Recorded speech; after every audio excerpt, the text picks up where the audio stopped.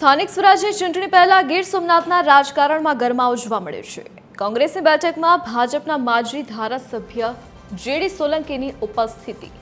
કોંગ્રેસની બેઠકમાં ભાજપના પૂર્વ સંસદીય સચિવની હાજરીથી ચર્ચાનું બજાર ગરમ થયું છે। પૂર્વ ધારાસભ્ય અને પૂર્વ સંસદીય સચિવ જેઠાભાઈ સોલંકીનું કોંગ્રેસે સમર્થન। કોડીનારના સિંધાજ ગામમાં કોંગ્રેસની બેઠક મળી હતી।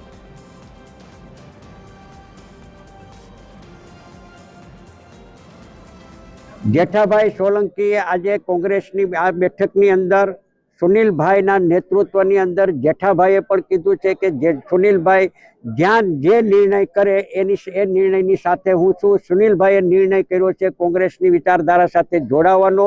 જેઠાભાઈએ એમને સંપૂર્ણપણે સમર્થન આપ્યું છે। આવનારા દિવસોની અંદર પણ એ રણનીતિ નક્કી કરીને પાર્ટી હાઈકમાન્ડની સાથે નિર્ણય કરીને આવનારા દિવસોમાં વિધિવત રીતે કોંગ્રેસ પક્ષમાં જોડાવા માટેનું જાહેરાત કરવામાં આવશે।